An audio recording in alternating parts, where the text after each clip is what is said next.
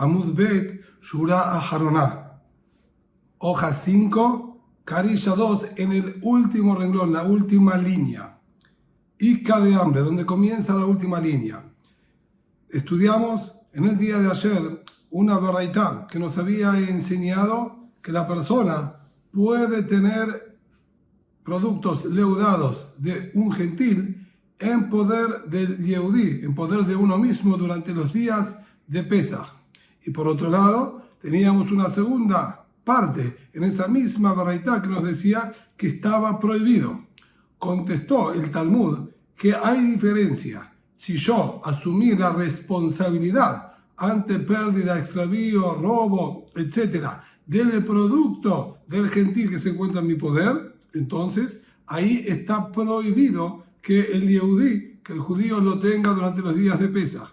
De no ser responsable en absoluto, entonces ahí estaba permitido. Sobre esto continúa el Talmud analizando y nos dice lo siguiente: Ica de hambre.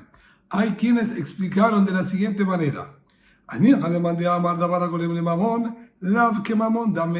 yo puedo comprender, de acuerdo a la teoría que nos dice, algo que me va a generar a mí un costo de dinero. Por ejemplo, aquí, que yo asumí la responsabilidad y en el caso que se extravíe, yo voy a tener que desembolsar dinero mío para pagar este hametz, este producto leudado. Entonces, si yo digo que eso que me hago responsable igualmente no se considera que yo tengo parte monetaria sobre el producto que me dio el gentil, ya que yo no tengo nada que ver con él, no me pertenece, y el hecho de que vos me puedes generar una deuda, eso no lo transforma en mío propio, entonces puedo entender, Haino de Itzterich, lo inmatzé.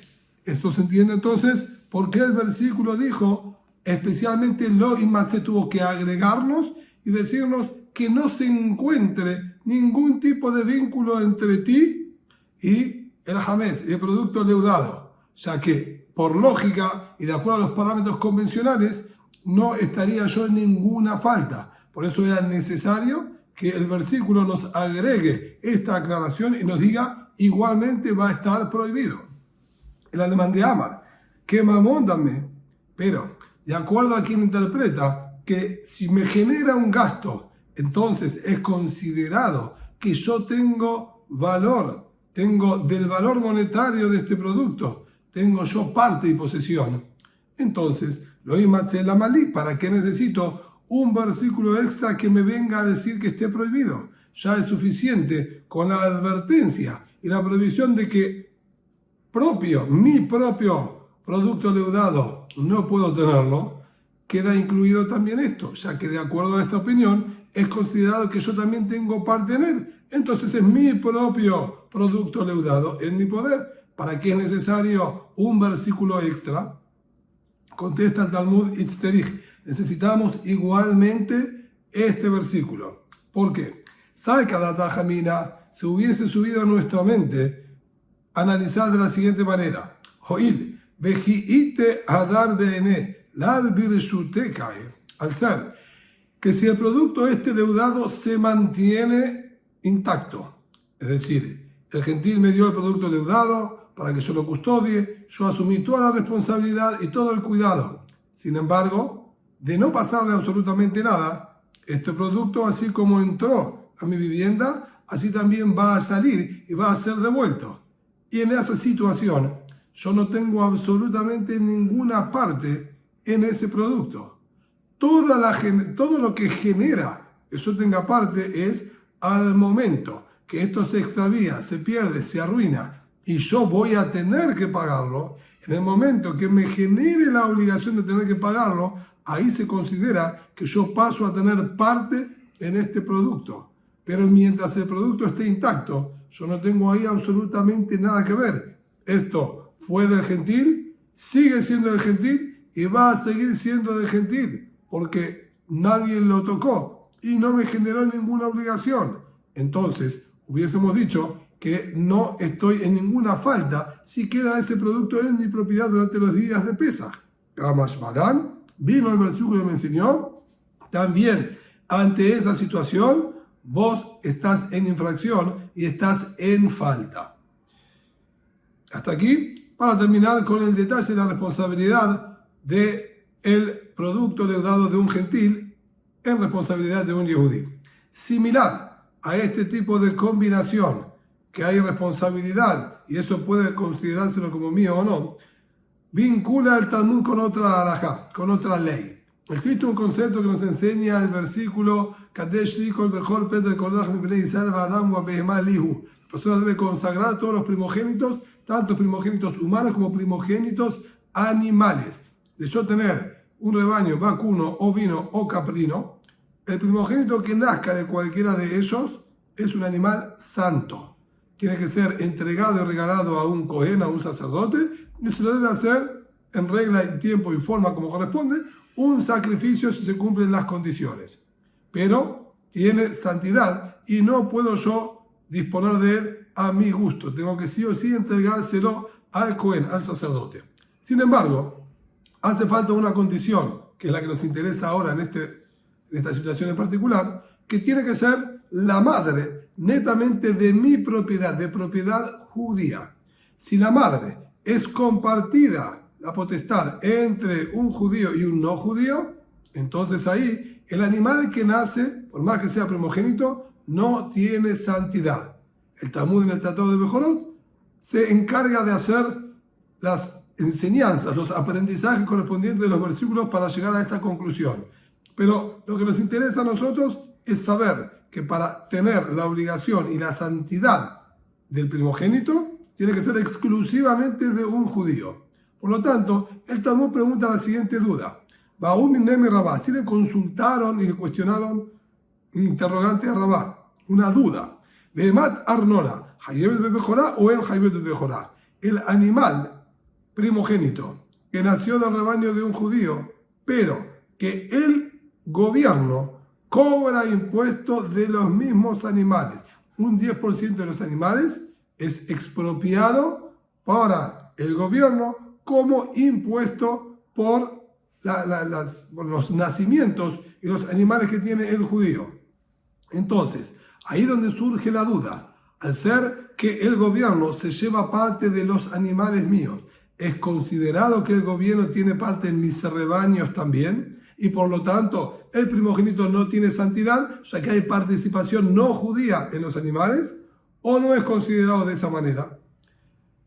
Sigue analizando el Talmud y explicando más detalladamente esta duda.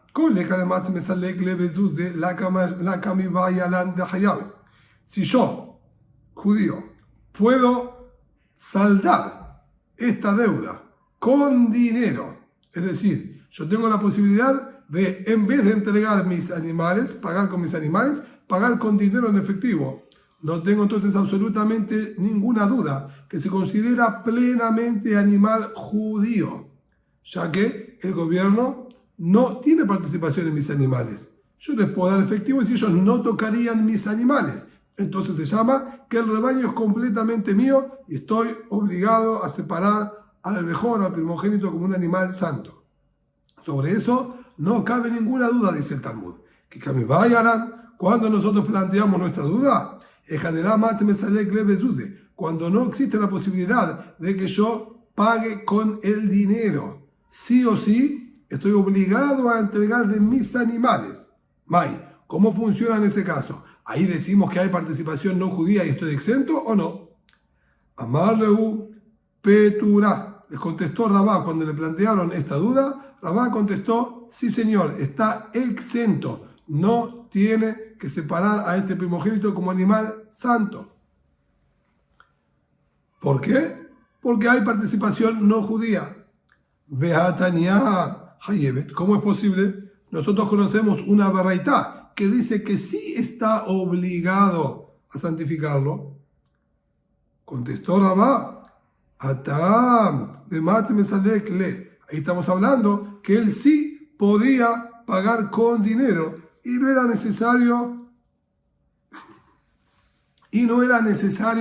que entregue el animal. Entonces, en esas condiciones que se puede pagar, no tiene ninguna dificultad. Se llama 100% judío y hay que consagrar el animal. Cuando no puede pagar con dinero, ahí es que yo contesté que sí está exento porque hay participación no judía.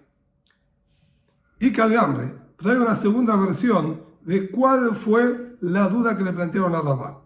Ica de hambre hay que les dijeron, Amar Rabá, Behemat Arnona Peturá, mira Bejorá, Beafagav de Matze Mesalekle. Él dijo, el animal que se cobran de esos impuestos está exento de la santidad del primogénito, incluso que él pueda saldar la deuda con dinero. Es decir, aparentemente era todo mío. Igualmente estás exento. ¿Sabe por qué? Porque él considera que el gobierno tiene participación en tus animales también. Solo que el gobierno te da la posibilidad de que puedas recuperarlo comprándoselo y pagándoselo al gobierno. Es decir, que en rigor el animal pertenece al gobierno. Si ellos te permiten comprárselo, eso no quiere decir que entonces será completamente tuyo. Por eso dice Rabá, de acuerdo a esta segunda versión, que está exento de santidad de primogénito, a pesar de que uno podría pagar, porque indefectiblemente el gobierno tiene parte en los animales y no es de origen exclusivamente judío. Por otro lado, Isat Arnona, cuando una persona preparaba una masa, también existía que el gobierno cobraba impuestos y se llevaba parte de la masa del judío como pago de impuestos. ¿Y qué afecta? ¿En qué alajá, en qué ley afecta esto? En la ley de Hafrashat Hallah. La persona, cuando prepara una masa, si cumple con las medidas, al menos de 1,5 kilos hacia arriba, que las principales opiniones, uno debe separar un puñado, por lo menos, de acuerdo al din original, de acuerdo a la ley original, es una 24ª parte de la cantidad proporcional de la masa, uno debe separarlo y entregárselo también a un cohen, a un sacerdote. Nuevamente, esa ley se aplica cuando la masa es de un judío. Cuando la masa no es de un judío, se está exento también. Y aquí surge la duda. Cuando el gobierno cobraba impuestos también de la masa, se llama que los no judíos tienen participación. ¿Estoy exento de separar este puñado de masa o no? A eso dijo Isat Arnona Hayevet Behallah. Ahí sí, está obligado el judío a separar esta porción y entregársela al sacerdote. Beafagav de la Matze Mesalekle. E incluso que él no tenga manera de eximirse de entregarla. Es decir, sí o sí, él tiene que entregar al gobierno masa y no puede remunerar esto en dinero, igualmente está obligado a separar de la masa. ¿Y cómo es posible? Si estamos asegurándonos de que el goy, el no judío, tiene participación, ¿por qué lo obligamos igualmente a separar? ¿Qué diferencia con el animal? Que con respecto al animal decís que no tiene santidad, ya que ellos tienen participación. ¿Por qué con respecto a la masa me decís que estoy obligado? Maitama, ¿cuál es el motivo? Behemá itlakala, Isa letlakala. El concepto de que el gobierno se cobraba de los animales es un concepto conocido. Se publicaba a viva voz y todos saben que el gobierno tiene parte en ello. Entonces, se está exento y nadie va a venir a sospechar o a comprender incorrectamente que uno no debe separar un animal primogénito como un animal santo. Pero, de tratarse de las masas no era conocido este detalle que el gobierno también cobraba y se llevaba de las masas. Cuando una persona entonces iba a ver a su compañero formando una masa y que no separaba esta halá, este pequeño puñado para entregar a los sacerdotes, iba a incurrir en un error creyendo de que no se tiene que sacar o creyendo que este judío no saca y cumple con su obligación. Entonces, para evitar ese concepto se llama Marita Ain, lo que uno a sus ojos puede ver y comprender incorrectamente, exigieron que también ahí tenga que separar la halá, ese trozo para entregarle a los sacerdotes.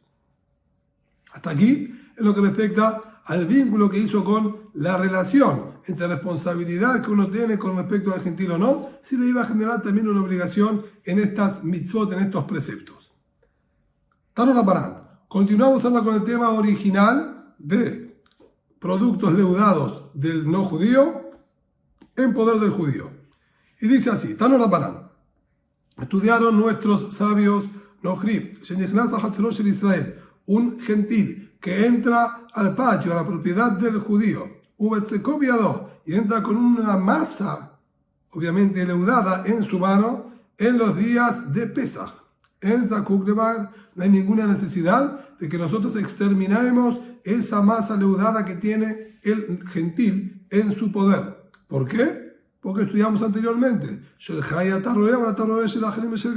solamente si es tuyo está prohibido, o si tienes alguna responsabilidad, como estudiamos anteriormente. Aquí que yo no tengo absolutamente ningún tipo de responsabilidad, estoy completamente desvinculado de ella, entonces no hay ningún problema y puede estar dentro de mi propiedad, ya que no tengo yo nada que ver con ese producto. Sin embargo,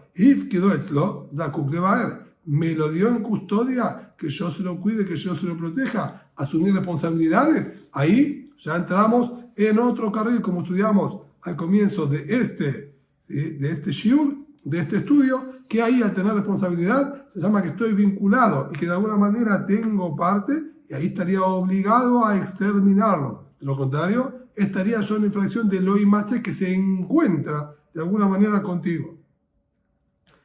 De todas maneras, continúa esta Tosefta y nos dice, si yo le designé un ambiente exclusivamente para que él coloque ahí su producto leudado, sea un placar, sea una esquina, en un armario, esto es exclusivamente para vos, déjalo aquí, este lugar es solo para ti, no es necesario que tenga que exterminarlo. Lo imatze, ya que el versículo dijo que no se encuentre. Hasta aquí las palabras de la Tosefta. Analiza el Talmud. Maika Amar, ¿qué es lo último que me acabas de decir? No se comprende. Me dices que está escrito no lo puede tener y por otro lado lo permites. Dice el Talmud, Amar Rapapa, Arre Shakai. Esto se refiere, cuando trajo el versículo, no va sobre la última ley, va sobre la situación anterior. Bajikama. Lo que estaría diciendo la Tosefta sería de la siguiente manera. Me lo depositó, que yo se lo cuide y se lo custodie y asumí responsabilidad, debo yo exterminarlo. Y sobre esa situación es que dijo Shenemar lo imatze. Sobre eso dijo porque encontramos que el versículo dijo que no se puede encontrar. Y como dijimos ahí, yo sí estoy vinculado, se encuentra de alguna manera conmigo en mi poder, entonces debo exterminarlo. Así es como estudió Rav Papá la interpretación de la Tosefta. Rav Asher Amar Leolam Asefakai. Rav Asher por su parte dijo, no señor, lo que dijo la Baraitá, la Tosefta, va sobre la última instancia. Cuando yo le designé un lugar exclusivo para que él lo deje ahí. Bajaji Kamar. Y lo que estaría diciendo es lo siguiente. Yo le designé un ambiente, un espacio para que él lo deje ahí. No se necesita exterminarlo. El versículo dijo que no se encuentre en vuestras casas. Deja la abdidehu. Y aquí no se llama que es de él, no se llama que es del judío. Cuando digo no se encuentre en vuestras casas, es porque en mi casa yo tengo responsabilidad y vínculo. Pero cuando no tengo ningún tipo de vínculo, eso se llama que yo no lo tengo conmigo. ¿Por qué? De Nohri, que kameair, leveta de nafshe kameair. El gentil, cuando él entra a tomarlo del lugar que yo le designé, es como que él estuviese entrando a su propia casa, a su propia vivienda. Yo de hecho le designé esa esquina que es para él. Yo no puedo disponer ahora de ese lugar, ya que se lo dejé exclusivamente para su uso. Entonces es como si fuese que está no solamente fuera de mi responsabilidad, sino incluso fuera de mi hogar. Por eso está permitido. Es el Talmud. si comprendo correctamente lo que me estás diciendo, entonces, lemembra, yo puedo deducir y decir de Sejirut Kanya, que una persona que alquila, yo como inquilino, alquilo en la propiedad de otro, o pido prestado de la propiedad del otro, pasa a ser considerado como mío, ya que en esta situación yo le presté al gentil una parte de mi vivienda, un armario, una esquina, y me estás diciendo que se considera que es de su propiedad y que el gentil cuando entra se llama que está entrando a su propia vivienda y no a la mía. Entonces yo deduzco como conclusión de que si también me prestan o también se alquila, el inquilino y el beneficiario pasarían a ser dueños. Y esto no es posible. Nosotros estudiamos una Mishnah que dice en el tratado de Avodah Zará, incluso en las situaciones que permitieron alquilarle inmuebles a los gentiles. Ahí el Talmud analiza que no siempre se puede, no se les puede vender, no se les puede alquilar, bajo distintas circunstancias y características que no vienen ahora al caso, pero incluso en la situación que permitieron alquilarle de nuestros inmuebles a los gentiles, lo le vendiramos. Bajo ningún punto de vista se les puede alquilar para que ellos vivan y utilicen como vivienda. ¿Por qué? Ya que ellos suelen introducir dentro de sus viviendas idolatrías. Y la Torá advierte y prohíbe rotundamente que no entre ninguna idolatría a la propiedad del judío. Donde entonces se desprende que a pesar de que fue alquilado para el Goy, y el Goy es quien vive ahí, se sigue llamando propiedad del judío. Y por lo tanto, estaría yo en infracción al ingresar el no gentil una idolatría a mi vivienda. Quiere decir que a la alquilada no deja de ser de su dueño original. Entonces, ¿cómo es que aquí tú me dices que se llama que es vivienda del gentil y por eso está permitido que quede ahí el producto leudado? Y si tú piensas que se llama propiedad de quien lo alquiló, de quien lo está rentando y usando, cuando el gentil ingresa con la idolatría, la está ingresando a su propio hogar y vivienda y propiedad, no a la del judío. Entonces, ¿cómo funciona esto? Contesta Talmud, aquí es distinto, porque nuevamente el versículo utilizó la expresión lo immatze, que no se encuentre. ¿Por qué utilizó esa expresión? Mishematsui beyadeja. Y hasta de shen matsui beyadeja. Tiene que ser que se encuentra, que esté a tu alcance. En el momento que el judío no tiene posibilidad de utilizar en esa esquina, en ese lugar, porque se la dejó exclusivamente, se la individualizó para el no gentil, entonces no tengo yo trato con ese lugar, no lo tengo a mi alcance porque no puedo entrar a esa esquina. Por lo tanto, no estoy en falta. Incluso que se llama mi propiedad, no es suficiente. Tiene que ser mi propiedad que esté a mi alcance y a mi disposición. Y aquí yo no dispongo de este espacio, ya que quedó exclusivo para el gentil.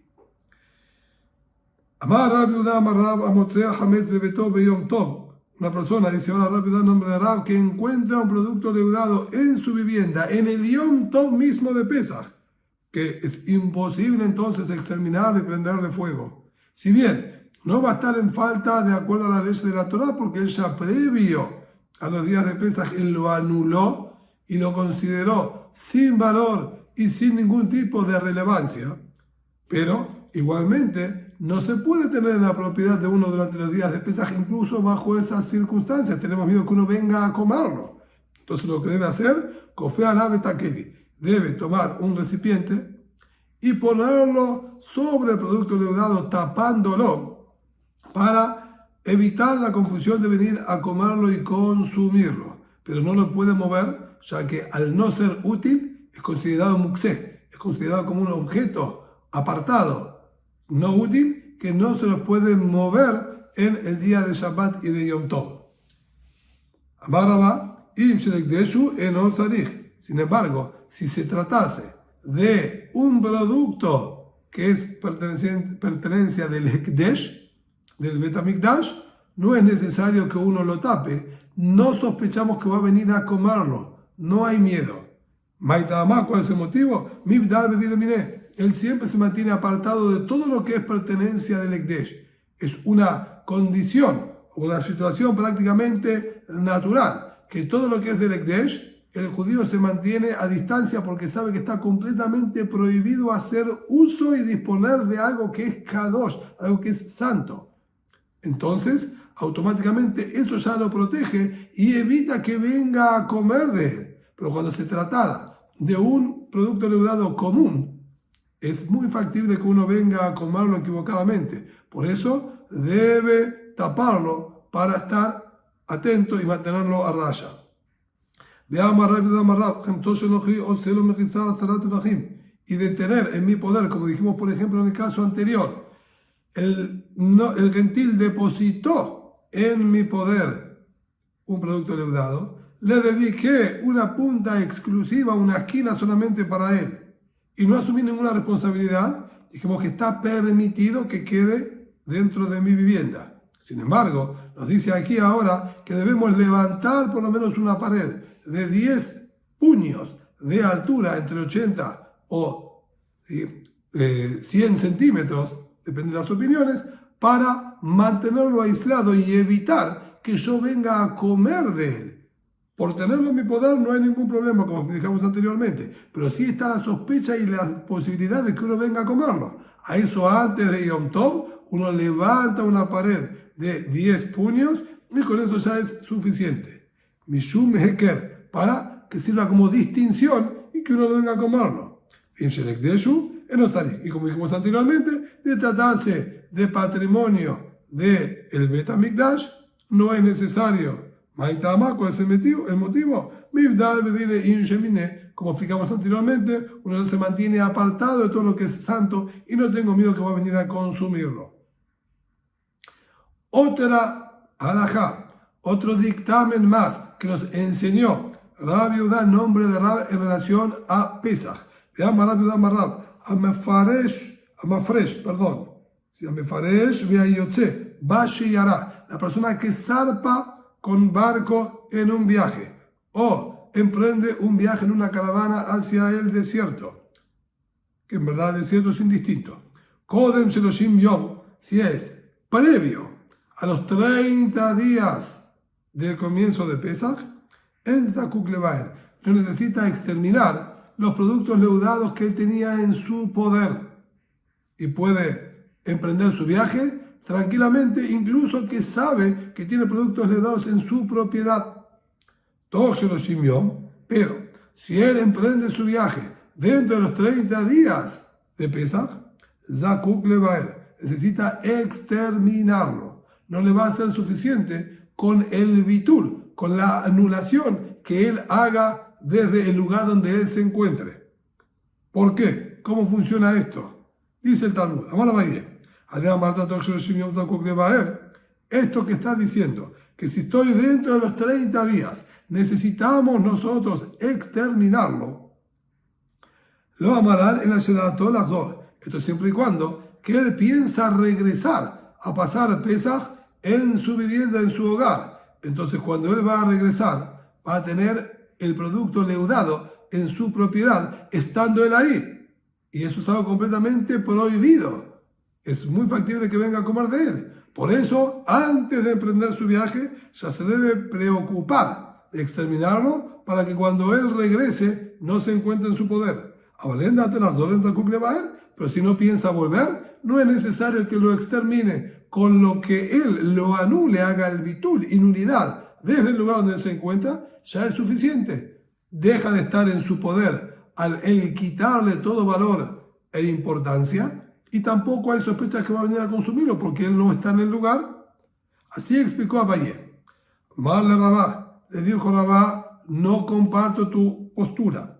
Veída a Tolazor, afirmamos a sanarme. Si él tiene pensado regresar, ¿qué cambia si él está viajando dentro de los 30 días o no? Incluso si él viaja desde Rosh Hashanah, casi 6 meses antes a la festividad de Pesaj, igualmente debería exterminarlo, porque él sabe que si bien está viajando 6 meses antes, él para Pesaj va a estar aquí y va a encontrarse con el producto leudado en su vivienda y es muy factible que venga a comerlo. Por lo tanto, él la ama Rabá, si lo dice Rabá, no funciona así. Sino a la inversa. Lo que dijiste, que si estamos previo a los 30 días de comienzo de Pesaj, no se necesita exterminarlo, lo amarán en la senda a todas las horas, siempre y cuando que no piensa volver. Como él no va a volver, no se va a encontrar con estos productos en Pesaj, y al ser que cuando está viajando está lejano a Pesaj, no recae sobre él la obligación de tener que preocuparse de exterminarlo, porque todavía no empiezan los deberes y obligaciones de Pesaj. Aval, pero si piensa regresar, como dijimos, incluso que esté viajando desde Rosh Hashanah, está obligado a exterminarlo antes de viajar, para que en el momento que regrese ya no se encuentre con el producto leudado en Pesaj.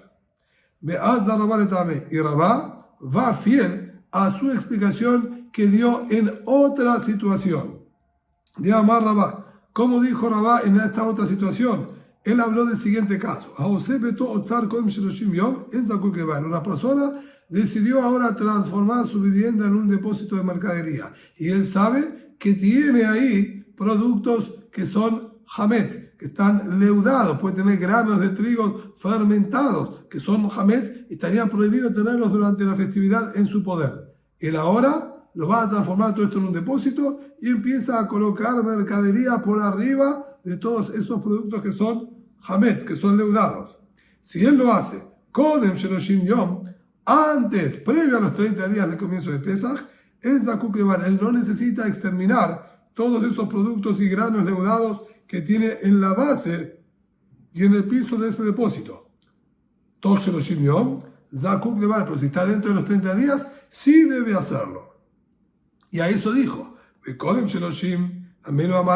esto que yo dije, que si lo transforma en depósito previo a los 30 días del comienzo de Pesaj, no necesita exterminar los granos que están ahí. Lo amarán en la senda a todo el farnotó, siempre y cuando que él no tiene pensado volver a vaciar este depósito para Pesaj. Avala, todo el farnotó, pues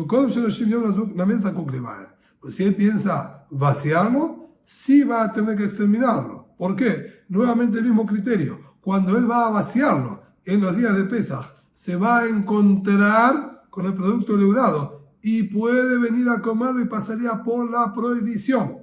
En cambio, cuando él no piensa vaciarlo, el producto leudado que se encuentra abajo lo consideramos como que ya está exterminado y no tengo ningún problema de que se mantengan ahí durante los días de Pesaj, ya que lo vemos no al alcance de la mano de la persona y completamente exterminado. Por eso Rabá hizo la misma comparación con la persona que viajó. Si no va a volver, no es necesario, pero siempre y cuando que sea más de 30 días al comienzo de Pesaj. Dentro de los 30 días ya recae la obligación de tener que preocuparse por exterminarlo. ¿Y por qué? Con esto terminamos. Estos 30 días de término, de tiempo que estamos dando, ¿de qué manera juegan y determinan? ¿Por qué? Que de Tania, como está escrito en la Baraitá, porque se pregunta, es decir, es una pregunta al lugar y ubicada, preguntar y consultar y enseñar las leyes relacionadas con Pesaj 30 días antes del comienzo de Pesaj. Quiere decir que ya ahí tiene que estar nuestra mente pensando en eso. Por lo tanto, ya debo preocuparme de exterminarlo. En cambio, el